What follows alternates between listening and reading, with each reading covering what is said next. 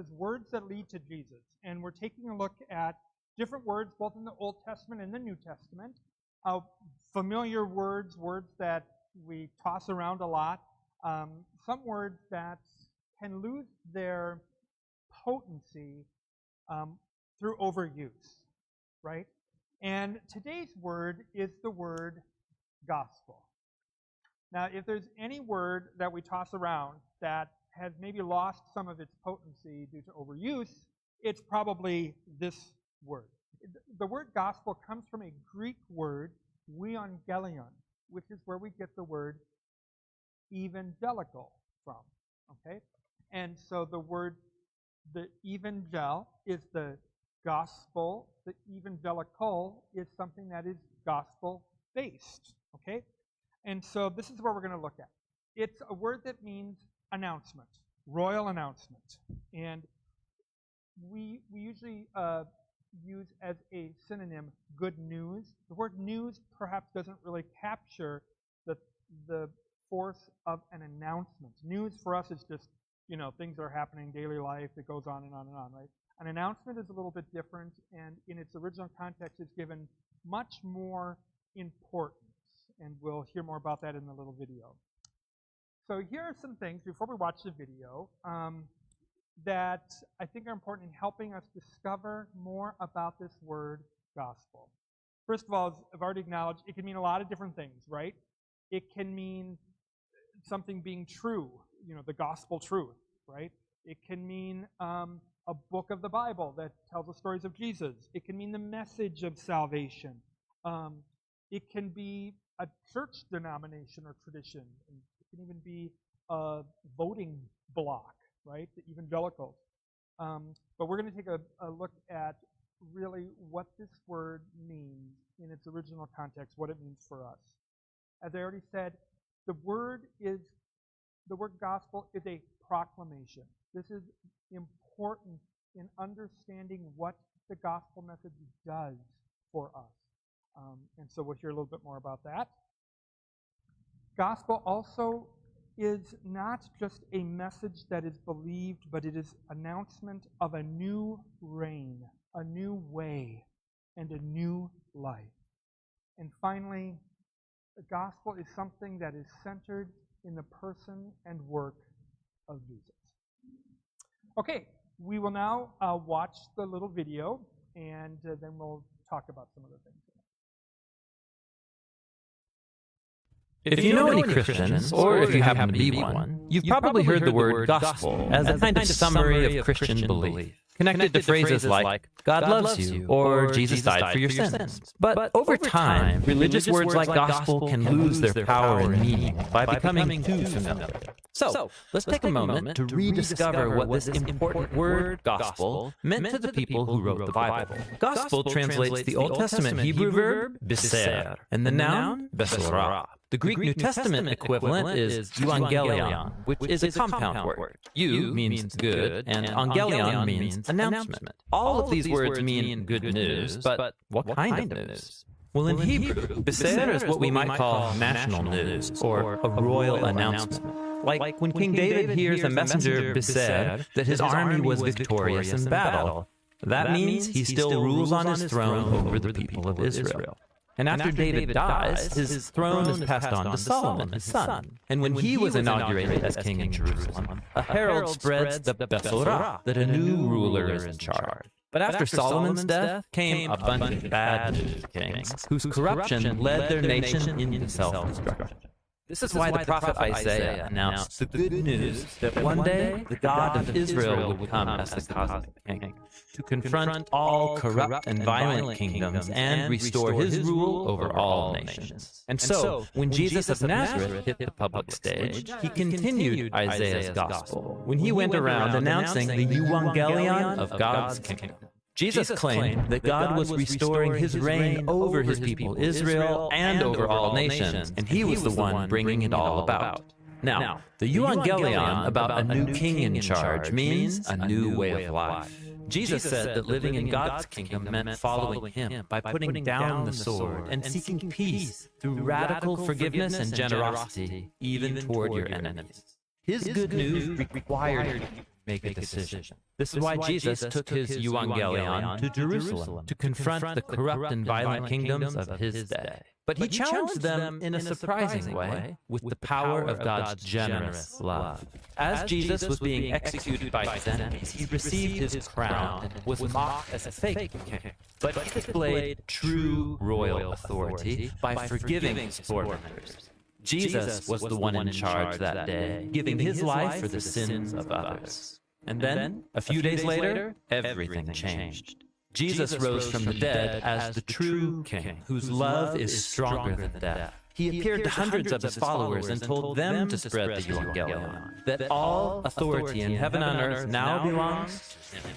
And they did share this good news all over the ancient world. They did it by writing the 4 accounts of Jesus' life that are the gospel. That is, they tell the story of how Jesus brought God's kingdom, how he lived for others and died for their sins, and then was raised from the dead. Jesus' followers also shared the good news by simply talking about it. This is why Peter and Paul, or Priscilla and Aquila, traveled all around, sharing the royal announcement.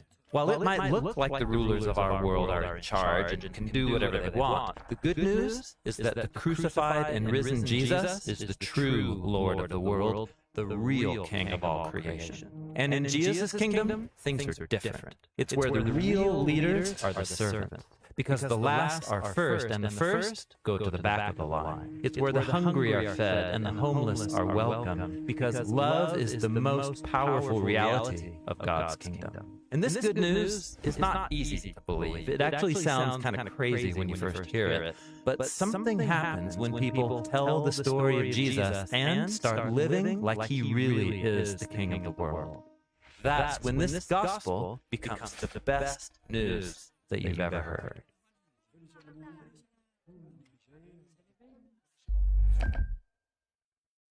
Website.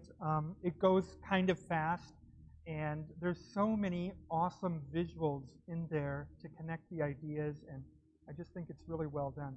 I wish I could say that I selected this topic because it was Christ the King Sunday, and I should probably just let you go ahead and think that I did that, but it's actually one of these coincidental things again. I just picked topics and assigned them to the dates, and it just so happened to be Christ the King Sunday. It couldn't fit in any better with what we were talking about today.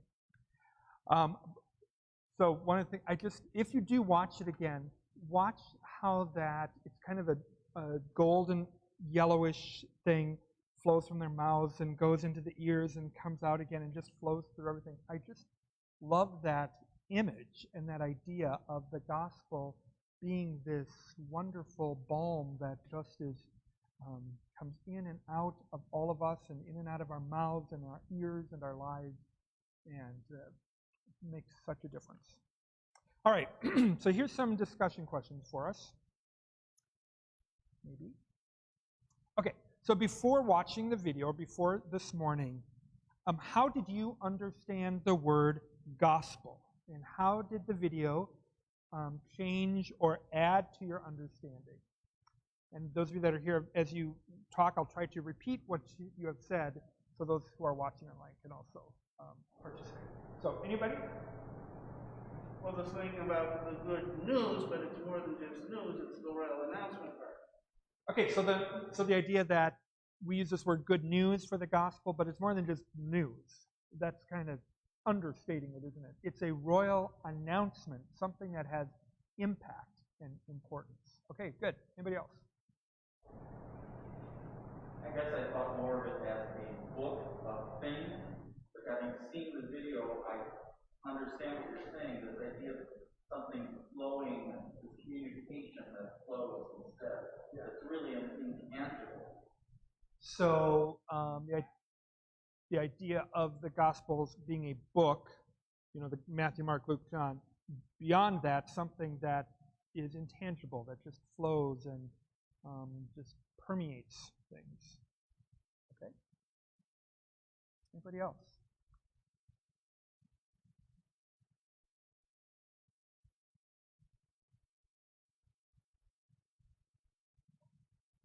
We might also add to this question not just the word gospel, but the related word evangelical. Of course, it doesn't sound anything like the English word gospel, but course, that's the same word, right?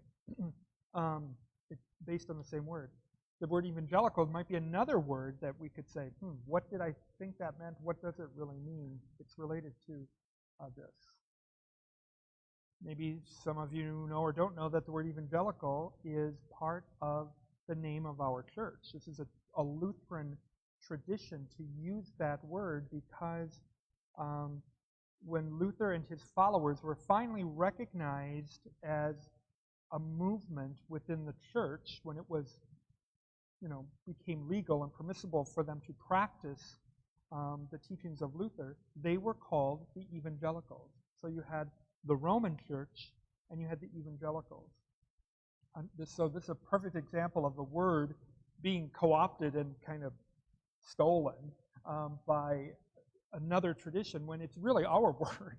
It's a word that means gospel-centered. In today's Christian tradition, the word evangelical doesn't always mean or bring to mind gospel-centered. It can bring to mind some other things too. But actually, it's a word that started with Luther and the Reformers. So that's why Lutherans like to use that word and kind of hang on to it because it's so important. It's the gospel. And that's what we're all about. So, anybody else? Anything more with this question? Let's go on. Okay, so this, I'll read this from Matthew 5. This is the Beatitudes. Familiar. We just had this in our as our gospel reading not too long ago on All Saints' Day. So here we go. When Jesus saw the crowds, he went up the mountain, and after he sat down, his disciples came to him. Then he began to speak and taught them, saying, "Blessed are the poor in spirit, for theirs is the kingdom of heaven. Blessed are those who mourn, for they will be comforted. Blessed are the meek, for they will inherit the earth. Blessed are those who hunger and thirst for righteousness, for they will be filled. Blessed are the merciful, for they will receive mercy. Blessed are the pure in heart, for they will see God. Blessed are the peacemakers, for they will be called children of God. Blessed are those who are persecuted for righteousness' sake, for theirs is the kingdom of heaven. Blessed are you when people revile you and persecute you and utter all kinds of evil against you falsely on my account." Oh, I left off a verse. Anyway, rejoice and be glad is at the end. Okay, so the Sermon on the Mount, the Beatitudes, is a beautiful way of showing this gospel life, this new way that Jesus introduced with his life, death, and resurrection. Over the past few weeks, I've been trying to use this idea that Jesus came to turn not everything upside down, but everything right side up. And this is probably the best example of this in the Gospels. It seems upside down, it's really right side up. And so the gospel kind of sets things right again, that we had turned upside down. So this way is defined by humility and generosity and forgiveness and all of this, defined by love for God and love for others. So here we go. Here's some questions on the Sermon on the Mount in terms of the word gospel. In many kingdoms, those at the top are rich and don't think they need anything. But in Jesus' kingdom, the favored are those who understand their great need. They receive everything from him. So for us to discuss, what are some common spiritual, emotional, and or physical needs today? And what does the message of Jesus, the proclamation of the gospel, proclaim to those needs? What does the gospel bring to those needs? So first part of the question, what do you think are some common spiritual, emotional, and physical needs today? And what does how does the gospel have anything to do with those needs? Well, one thing I put on the board at my work is, what did you like least about lockdown? And someone wrote, I miss people. What did you like least about being locked down?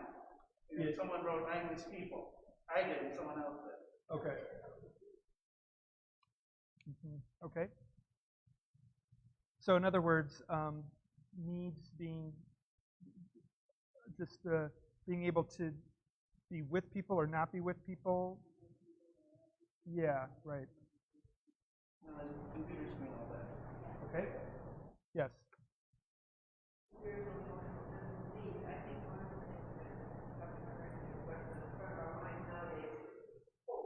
Hope. Yeah. In the video, they showed the kingdom rushing down, and then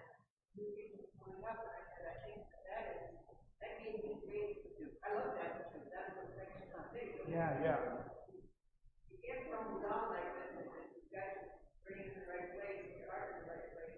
The things will come up, yeah. So the idea of needing hope, and the image in the video of everything that was all the dark matter, that was everything collapsing on itself, and then the new things, the produce, the fruits, the growth, and all of that coming from it. So. Yeah.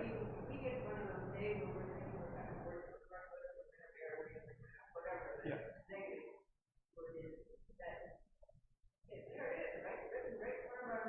Yeah. So the Beatitudes, these blessed bees, give us hope because we all feel in those different situations sometimes, right? And the gospel makes a difference, even when it's not always so obvious or discernible. Doesn't matter. Steve. Yes. Can you go back to all of those things you said in the Sermon on the Mount? Okay, yeah. Yeah, right there. So those are all statements. Are we supposed to be, is there an implication behind that? You know, like I say to my kids, hey, you know, it's really great when kids pick up their room. The implication is I want you to pick up your room. Is he trying to say to us, look, stop worrying about whether you're first because the people who are first are going to be last? Or is it just a series of statements? So the question is, are the Beatitudes just a series of statements, or are they, is there an implication that maybe we should strive for that? Is that what you mean? Anybody want to respond to that?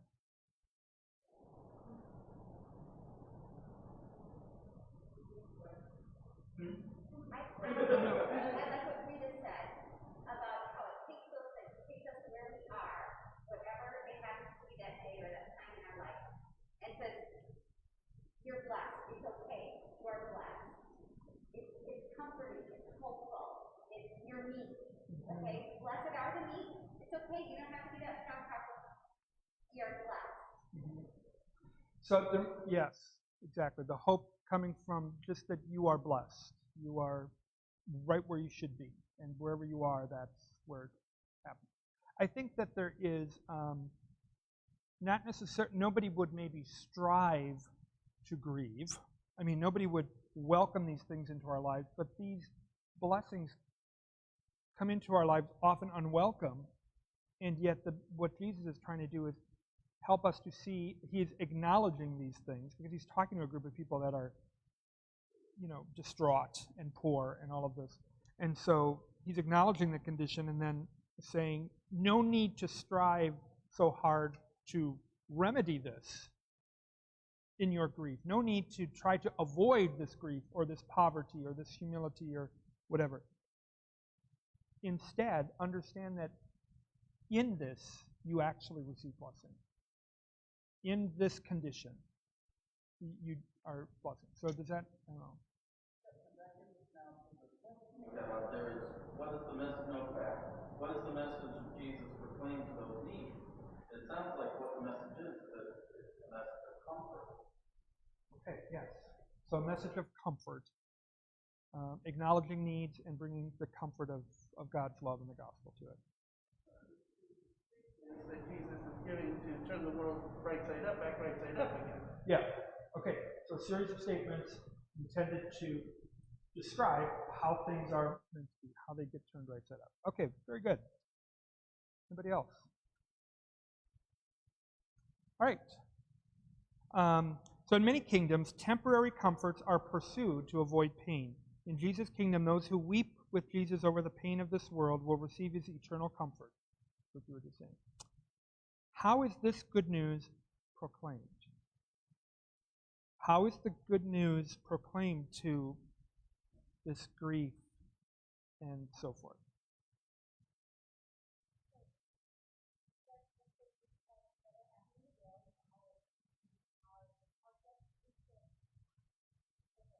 Okay.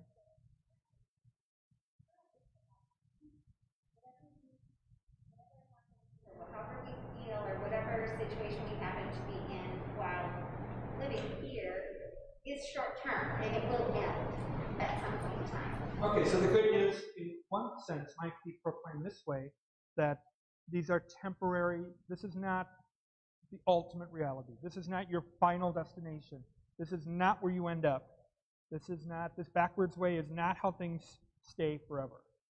So there is a movement towards the right side up ways. And there's a movement towards this ending.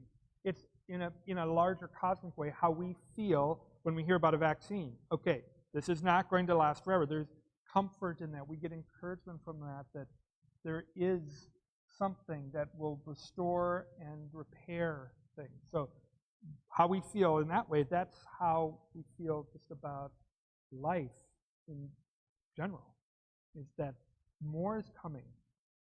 This is part of this is important. This is part of the proclamation of the gospel, is this, and it's not that it's always waiting for Jesus to come back with trumpets on the clouds and stuff. It's also a part of just waiting for this new dimension to find its reality among us. And so things are always moving towards this. It's always on the move. It's always a progress towards that. Okay, anybody else on this one? Took care of the biggest problem we all have in our lives, which is the condition of sin. So the gospel we proclaimed in these situations is that Jesus took care of the biggest problem. Our brokenness and sin has been handled. Let's go to one more on this, I think. In many kingdoms, power-hungry bullies are often rewarded with more possessions and property. But in Jesus' kingdom, the gentle will receive the earth. How is this good news?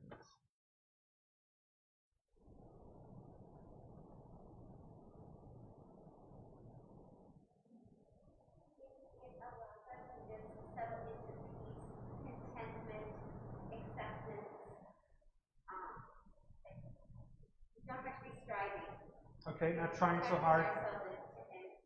Not striving or trying so hard, but acceptance. Personally also, but I mean, for our ultimate, whatever.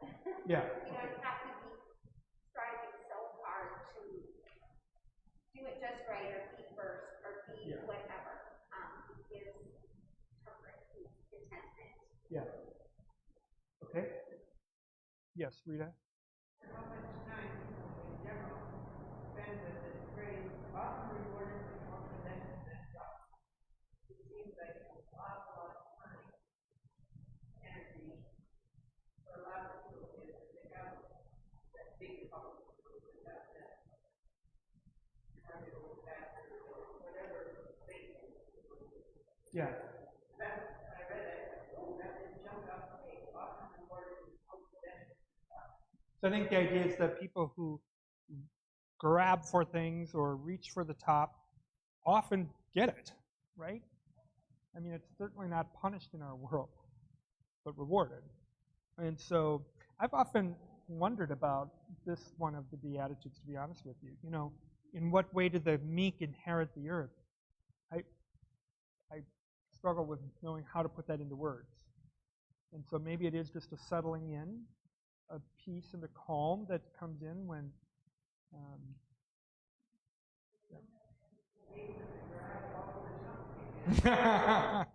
when we don't have everything full of stuff. We also strive for that only to want to get rid of it at some point in time also. Kind of a human condition.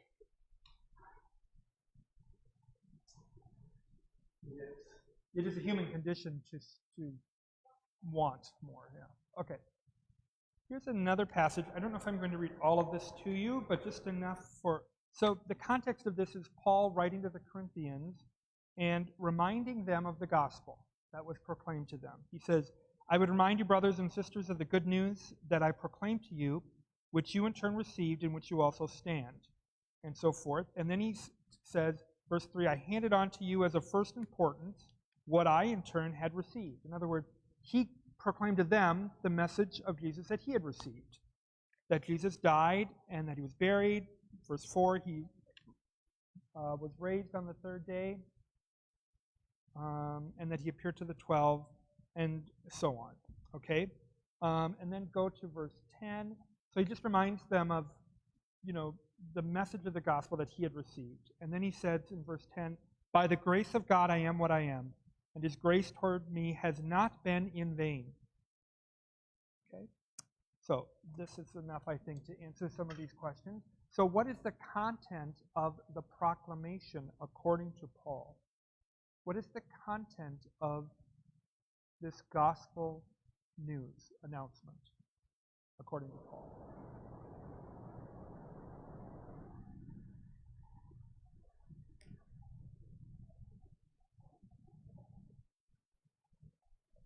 Well, he's addressing the resurrection. Okay, Peter, James, John all saw it. Right? Yeah. Hundreds of other people saw it. And then finally he came to me after he'd gone up to heaven because I'm just a worthless little peon. Right. So he's defending the authenticity of the message and the veracity of the resurrection, that he appeared to people, he appeared to many people, and so forth. But in terms of the content of the announcement, what is the content of the announcement? What is it that is announced? What did he receive, and then what did he give to them? From the sacrifice of Christ. Yeah. Well, specifically, it was the life and death and resurrection of Jesus, right? So the proclamation of this announcement is the life, death, resurrection of Jesus. It is what Jesus has done. I think this is important, because many times the gospel gets presented as something that you will do or you are being called to do. And maybe you might think it's just playing with words, but really it is an announcement of what has been done, what God has done, and God's activity in Christ. This is an important distinction because it is no good news if I got to finish it up or if I have to do something. Steve. Among the content, or does it flow into number 2, which is this phrase, I am what I am? I would push back that the content is what you said, but it's also this idea that because this great thing has happened, I can still be who I am. I have this forgiveness. Yes, okay. I think you're right. That's the impact of it. That's the next question here. So, You think I'm right? yes, I think you have a very good point there. So number 2, how did the proclamation of Jesus' life, death, and resurrection impact Paul's identity, his call, his perspective in his life? So there we go. There's one. I am what I am. Who said that? Popeye. I am what I am. Yeah. So one way we can say it impacted him was the freedom to be who he is. He just, that's super important. What else would you say it impacted Paul? He saw he was originally before his conversion a Pharisee among Pharisees, and now he sees himself as basically a worthless peon. Yeah, that's a huge difference in perspective, right? So Paul being a Pharisee, persecutor of the church, his whole perspective on that changed, and now he sees himself as the chief of sinners. Several times in his letters he said that. And so then we wrote a hymn about it, chief of sinners though I be, right? And yeah, so his whole perspective changed.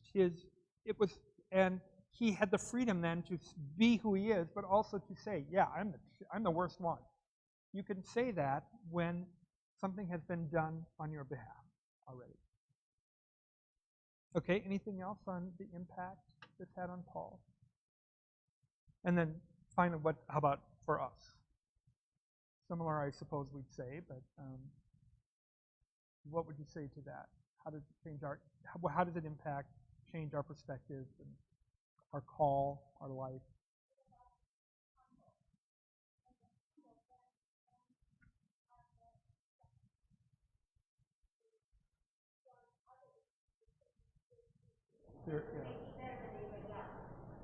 So when it changes our perspective and humbles us so that we can then apply that same grace and forgiveness and proclamation to others, right? Is that what you mean? Yeah. Very important. And not put that burden on someone else, that they can't be who they are, or they aren't worthy of this forgiveness or this message. If we have misconstrued it in our own mind, we're likely to do the same thing to others, right? If we let it do its thing to us and let it flow through us, that little golden, flowy thing that came out, if we just let that happen, it's going to be much more difficult for us to withhold that proclamation from others. Anybody else? That time went super fast. That was like 40 minutes. We did this. So anyway, thank you so much for coming, everybody. And thank you for watching, those of you, if any of you are watching online. And we will actually, the schedule has to be adjusted a little bit. I'll let you know about it because next week we have communion, so we won't have our Bible study.